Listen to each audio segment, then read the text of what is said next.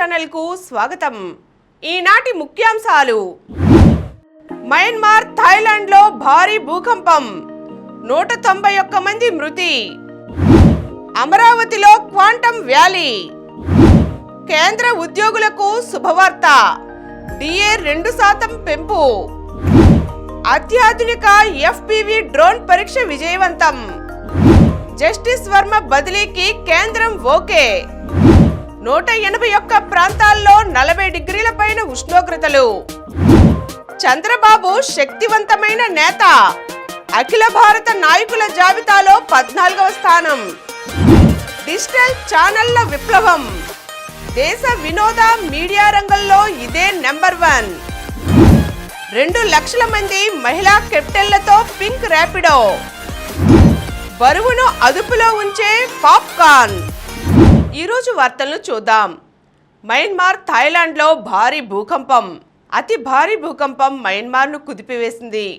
రాజధాని నేపిటా, రెండో అతిపెద్ద నగరం మాండలేలలో భారీ ప్రాణ నష్టం, తీవ్ర ఆస్తి నష్టం సంభవించింది. ప్రఖ్యాత కట్టడాలు, పురాతన ఆలయాలు, ఆసుపత్రి భవనాలు కూలిపోయాయి. 181 మంది మరణించి ఉంటారని అంచనా.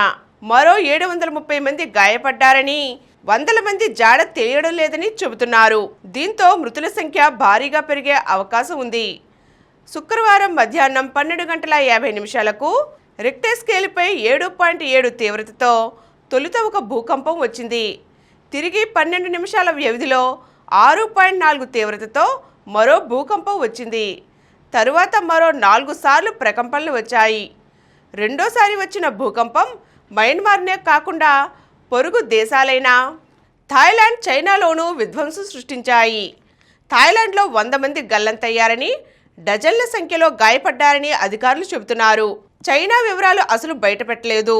అయితే 3 దేశాల్లో కలిపి ప్రాణ నష్టం శనివారం నాటికి భారీగా పెరగవచ్చునని అనుమానిస్తున్నారు. పెద్ద సంఖ్యలో ప్రజలు శిథిలాల్లో చిక్కుకుని ఉంటారని భావిస్తున్నారు. కేంద్ర ఉద్యోగులకు శుభవార్త, డిఏ 2% పెంపు. కేంద్ర మంత్రివర్గం కేంద్ర ప్రభుత్వోద్యోగులకు, పెన్షనర్లకు శుభవార్త ప్రకటించింది. వారికి కరువు భత్యం, డిఏ, డిఎఫ్లను 2% పెంచే ప్రతిపాదనకు ఆమోదముద్ర వేసింది. ప్రధాని మోదీ అధ్యక్షతన శుక్రవారం సమావేశమైన కేంద్ర కేబినెట్ దీనికి సంబంధించి కీలక నిర్ణయం తీసుకుంది. ప్రస్తుతం ఉద్యోగులు, పెన్షనర్ల మౌలిక వేతనం, పింఛన్లో డిఏ, డిఆర్ 53% ఉండగా దాన్ని 55%కి పెంచినట్లు తెలిపింది. 2 లక్షల మంది మహిళా కెప్టెన్లతో దేశవ్యాప్తంగా పింక్ ర్యాపిడో. దేశంలోనే అతిపెద్ద బైక్ టాక్సీ ప్లాట్ఫామ్ ర్యాపిడో తన పింక్ మొబిలిటీ పథకాన్ని దేశవ్యాప్తంగా విస్తరించేందుకు సిద్ధమైంది. దీని ద్వారా వచ్చే 3 ఏళ్లలో 2 లక్షల మంది మహిళలకు స్థిరమైన ఆదాయాన్ని సృష్టించడంతో పాటు మహిళా ప్రయాణికులకు సురక్షితమైన, సౌకర్యవంతమైన ప్రయాణ అనుభవాన్ని కల్పించడమే తమ లక్ష్యమని పేర్కొంది. ఈ లక్ష్యాన్ని సాధించేందుకు ఆజాద్ ఫౌండేషన్, సఖా కన్సల్టింగ్ వింగ్స్తో అవగాహన ఒప్పందం కుదుర్చుకుంది. ఈ 3 సంస్థలు కలిసి ప్రొఫెషనల్ డ్రైవింగ్ నైపుణ్యాలు కలిగిన మహిళలకు బైక్ కొనుగోలు, రిజిస్ట్రేషన్ వంటి వాటిలో సహాయం చేస్తాయి. వారికి సేఫ్టీ ట్రైనింగ్ ఇవ్వడంతో పాటు తరచుగా వర్క్షాప్లు నిర్వహిస్తూ పలు అంశాలపై అవగాహన కలిగించనున్నాయి. అమరావతిలో క్వాంటమ్ వ్యాలీ. నవ్యాంధ్ర రాజధాని అమరావతిలో IIT మద్రాస్ సహకారంతో క్వాంటమ్ వ్యాలీని ఏర్పాటు చేస్తామని ముఖ్యమంత్రి చంద్రబాబు ప్రకటించారు. చెన్నైలోని ఇండియన్ ఇన్స్టిట్యూట్ ఆఫ్ టెక్నాలజీ మద్రాసులో శుక్రవారం జరిగిన all India research scholars summit 2025లో ఆయన మాట్లాడారు. IITMలో ఆద్యంతం చంద్రబాబు ఎంతో ఉత్సాహంగా నవ్వుతూ ప్రసంగించారు. విద్యార్థులు సైతం జై బాబు, జై జై బాబు అంటూ పెద్ద పెట్టున నినాదాలు చేస్తూ ఆయన ప్రసంగ సమయంలో హర్షధ్వానాలతో హోరెత్తించారు. ఏపీని AI, డీప్ టెక్నాలజీ హబ్గా మార్చుతున్నానని విద్యార్థుల కరతాళ ధ్వనుల మధ్య చంద్రబాబు ప్రకటించారు. చంద్రబాబు ఓ శక్తివంతమైన నేత. దేశవ్యాప్తంగా అత్యంత శక్తివంతమైన నాయకుల జాబితాలో సీఎం చంద్రబాబు 14వ స్థానంలో నిలిచారు. రాజకీయ వ్యూహాలు, మొక్కవోని దీక్ష, భవిష్యత్పై పక్కా ప్రణాళిక, రాష్ట్రాన్ని ముందు వరుసలో నిలపాలన్న విజన్ వంటివి ఆయనకు ఈ స్థానాన్ని నిలబెట్టాయి. దేశంలోని వివిధ రంగాల్లో అత్యంత శక్తివంతులైన 100 మంది ప్రముఖులతో ఇండియన్ ఎక్స్ప్రెస్ 2025 జాబితాను శుక్రవారం విడుదల చేసింది. ఈ జాబితాలో ఉప ముఖ్యమంత్రి పవన్ కళ్యాణ్ 73వ స్థానంలో నిలిచారు. డిజిటల్ ఛానళ్ల విప్లవం. ప్రస్తుతం మన దేశంలో ఒక విప్లవం నడుస్తోంది. దాని పేరే డిజిటల్ ఛానల్స్. ఈ విప్లవం ఏ స్థాయిలో ఉందంటే, గత ఏడాది దేశ వినోద మీడియా రంగం 2.5 లక్షల కోట్ల విలువైన వ్యాపారాన్ని నమోదు చేయగా దాంట్లో అత్యధిక వాటా డిజిటల్ ఛానల్స్దే. వినోద మీడియా రంగంలో ఎప్పుడూ తొలి స్థానంలో ఉండే టెలివిజన్ ఛానళ్లను దాటివేసి డిజిటల్ ఛానల్స్ మొట్టమొదటిసారిగా నెంబర్ 1 స్థానాన్ని కైవసం చేసుకున్నాయి. దీనికి కారణం జనం వినోదం కోసమైనా వార్తల కోసమైనా ఇప్పుడు మొబైల్ ఫోన్ వైపే చూస్తున్నారు. 2024లో భారతీయులు మొత్తంగా 11 లక్షల కోట్ల గంటలు సెల్ ఫోన్ స్క్రీన్ చూస్తూ గడిపారు. సగటున ఇది వ్యక్తికి రోజుకు 5 గంటలుగా ఉంది. ఈ 5 గంటల్లో దాదాపు 70% సమయం సోషల్ మీడియా, గేమ్లు, వీడియోలను చూడటంతోనే గడుస్తోంది. జస్టిస్ వర్మ బదిలీకి కేంద్రం ఓకే. నోట్ల కట్టల వ్యవహారంలో తీవ్ర ఆరోపణలు ఎదుర్కొంటున్న ఢిల్లీ హైకోర్టు జడ్జ్ జస్టిస్ వర్మను అలహాబాద్ హైకోర్టుకు బదిలీ చేయాలంటూ సుప్రీం కొలీజియం చేసిన సిఫారసును కేంద్రం ఆమోదం తెలిపింది. ఈ మేరకు కేంద్ర న్యాయశాఖ ఒక అధికారిక ప్రకటన విడుదల చేసింది. అయితే ఆయనకు ప్రస్తుతానికి ఎలాంటి న్యాయపరమైన విధులు కేటాయించవద్దని అలహాబాద్ హైకోర్టు ప్రధాన న్యాయమూర్తికి సుప్రీంకోర్టు ఆదేశాలు జారీ చేసింది. అత్యాధునిక FPV డ్రోన్ పరీక్ష విజయవంతం. అత్యాధునిక డ్రోన్ల తయారీపై దృష్టి సారించిన భారత ఆర్మీ తాజాగా అత్యాధునిక ఫస్ట్ పర్సన్ వ్యూ కమికజే డ్రోన్ను విజయవంతంగా పరీక్షించింది. శుక్రవారం పంజాబ్లోని పఠాన్కోట్లో నిర్వహించిన ఈ పరీక్షలో నిర్దేశిత లక్ష్యం వద్దకు మందుగుండు సామాగ్రితో వెళ్లిన డ్రోన్ దాన్ని సమర్థవంతంగా పేల్చివేసింది. ఈ వీడియోను భారత సైన్యం Xలో పోస్ట్ చేసింది. చండీగఢ్లోని DRDOకు చెందిన టెర్మినల్ బాలిస్టిక్ రీసెర్చ్ ల్యాబొరేటరీ సాయంతో సైన్యానికి చెందిన ఫ్లూర్, ద లిస్ బ్రిగేడ్ ప్రత్యేక unit, rising star drone battle స్కూల్లో ఈ డ్రోన్ను అభివృద్ధి చేశారు. ఈ డ్రోన్లో పూర్తి స్థాయిలో స్వదేశీ పరికరాలనే వాడినట్లు తెలుస్తోంది. లక్ష్యాలను ఖచ్చితంగా ఛేదించేలా పైలట్లకు వీటిపై పూర్తి స్థాయి నియంత్రణ ఉండేలా ద్విభద్రతా వ్యూహంతో వీటిని రూపొందించారు. కాగా ఈ డ్రోన్లు శత్రువులకు సంబంధించిన సమాచారాన్ని వీడియో రూపంలో సేకరించి పైలట్లకు ఎప్పటికప్పుడు చేరవేయడంతో వారికి యుద్ధ క్షేత్రాన్ని అంచనా వేసే వీలు కల్పిస్తాయి. కమిషనర్ బంగ్లా DRR స్టేడియం దండోరా. నడి రోడ్డుపై విజయవాడ మున్సిపల్ కార్పొరేషన్ పరువు మంటగలిసింది. ఓ కాంట్రాక్ట్ సంస్థకు డబ్బును ఎగ్గొట్టినందుకు బందర్ రోడ్ వెంబడి మున్సిపల్ కమిషనర్ బంగ్లా DRR ఇండోర్ స్టేడియాన్ని విజయవాడ కమర్షియల్ కోర్టు శుక్రవారం తమ ఆధీనంలోకి తీసుకుంది. అంతేకాదు గేట్లకు నోటీసులు అంటించడంతో పాటు దండోరా కూడా వేయించింది. సత్యనారాయణపురం పాత రైల్వే లైన్ స్థానంలో BRTS రోడ్డును అభివృద్ధి పరచాలని 2012 నాటి రాష్ట్ర ప్రభుత్వం కాంగ్రెస్ పాలనలో ఉండగా నిర్ణయం జరిగింది.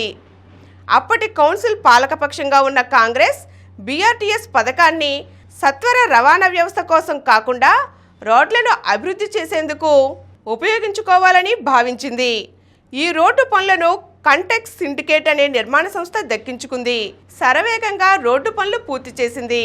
అయితే నిధులు సరిగ్గా సమకూరకపోవడంతో 2012 నుంచి ఇప్పటి వరకు దాదాపు 13 ఏళ్ల పాటు కాంట్రాక్ట్ సంస్థకు డబ్బు చెల్లించలేదు.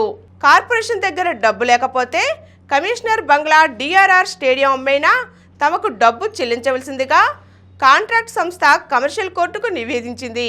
దీంతో నెల కిందట కమర్షియల్ కోర్టు కార్పొరేషన్ను గట్టిగా హెచ్చరించింది.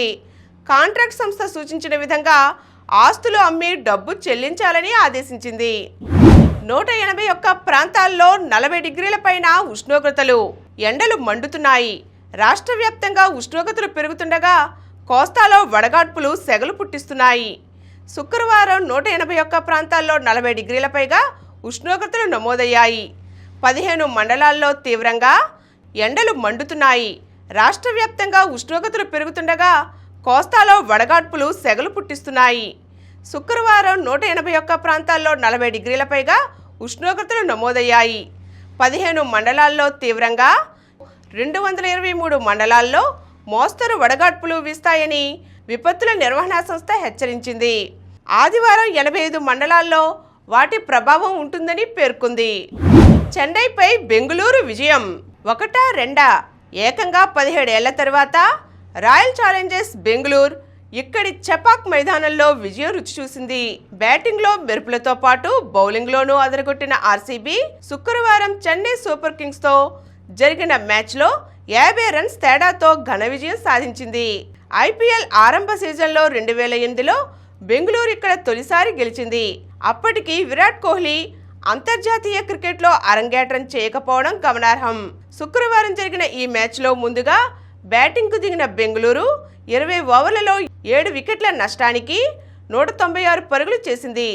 రజత్ పటీదార్ 32 బంతుల్లో 4 ఫోర్లు 3 సిక్సర్లతో 51 పరుగులు, సాల్ట్ 16 బంతుల్లో 5 ఫోర్లు 1 సిక్స్తో 32 పరుగులు, విరాట్ కోహ్లీ 30 బంతుల్లో 2 ఫోర్లు 1 సిక్స్తో 31 పరుగులు చేసి రాణించారు. నూర్ అహ్మద్కు 3, పతిరణకు 2 వికెట్లు దక్కాయి. ఆ తరువాత ఛేదనలో చెన్నై 20 ఓవర్లలో 8 వికెట్లకు 146 పరుగులు చేసి ఓడింది. రచిన్ 41, ధోని 30 నాటౌట్, జడేజా 25 పర్వాలేదనిపించారు. హాజల్వుడ్ కు 3, యష్, లివింగ్స్టోన్లకు 2 వికెట్లు లభించాయి. ప్లేయర్ ఆఫ్ ది మ్యాచ్ గా రజత్ పటీదార్ నిలిచాడు. బరువును అదుపులో ఉంచే పాప్కార్న్. చాలా మంది కాలక్షేపం కోసం పాప్కార్న్ తింటుంటారు. దీంట్లో రుచితో పాటు పోషకాలు పుష్కలంగా ఉంటాయి. దీంట్లో ఉండే vitamin B3, B6, folate, magnesium, ఇనుము, మ్యాంగనీస్ శరీరానికి అవసరమైన పోషకాలను అందిస్తాయి. చక్కెర, ఇన్సులిన్ స్థాయిలను ఇవి అదుపులో ఉంచుతాయి. అధిక బరువు నియంత్రణకు సహాయపడతాయి. వీటితో వ్యాధి నిరోధక శక్తి మెరుగుపడుతుంది. వీటిలో అధికంగా ఉండే పీచు జీర్ణ వ్యవస్థకు చాలా మేలు చేకూరుస్తుంది. మలబద్ధకాన్ని నివారిస్తుంది. ఇప్పుడు కొన్ని సంక్షిప్త వార్తలు చూద్దాం. 1న 10వ తరగతి సోషల్ పరీక్ష. 10వ తరగతి సోషల్ స్టడీస్ పరీక్షను ఏప్రిల్ 1న నిర్వహించనున్నట్లు ప్రభుత్వ పరీక్షల విభాగం డైరెక్టర్ కేవి శ్రీనివాసులు రెడ్డి తెలియజేశారు. రంజాన్ పండుగ నేపథ్యంలో మార్చి 31వ జరగవలసిన పరీక్షను ఏప్రిల్ 1న జరపనున్నట్లు పేర్కొన్నారు. పాస్టర్ ప్రవీణ్ మృతి కేసులో సిట్ దూకుడు. తీవ్ర సంచలనం సృష్టించిన పాస్టర్ పగడాల ప్రవీణ్ కుమార్ అనుమానాస్పద మృతిపై సిట్ దర్యాప్తు వేగవంతమైంది. తూర్పుగోదావరి జిల్లా కొవ్వూరు డీఎస్పీ దేవకుమార్ ఇన్ఛార్జిగా సిట్ దర్యాప్తు జరుగుతోంది. సీఎం చంద్రబాబు, పోలీసు ఉన్నతాధికారులు కేసు పురోగతిపై ఎప్పటికప్పుడు సమీక్షిస్తున్నారు. పాస్టర్ ప్రవీణ్ సొంత జిల్లా కడప అని ప్రచారం ఉంది. వంశీకి నో బెయిల్. సత్యవర్ధన్ కేసులో పిటిషన్ తిరస్కృతి. జేడీఈఓకు నోటీసులు జారీ చేసిన కోర్టు వచ్చే నెల 9 వరకు రిమాండ్ పొడిగింపు. గోల్డ్ మరో ఆల్ టైమ్ రికార్డ్. 92,000 దాటిన 10 గ్రాముల ధర. ఒక్కరోజే 1,100 పెరుగుదల. మనీషా పసిడి పట్టు. ఆసియా ఛాంపియన్షిప్లో భారత మహిళా రెజ్లర్లు రెండో రోజు అమోఘ ప్రదర్శన కనబరిచారు. 2 పతకాలు కైవసం చేసుకున్నారు. మనీష్ భన్వాలా పసిడి పథకం కొల్లగొట్టగా అంతిమ్ పంగల్ కాంస్య పథకం సాధించింది. ఐపీఎల్లో నేడు గుజరాత్ వర్సెస్ ముంబై. రాత్రి 7:30 గంటలకు మ్యాచ్ ప్రారంభం. మరిన్ని వార్తా విశేషాలతో రేపటి సమరం న్యూస్లో తిరిగి కలుద్దాం. Thank you.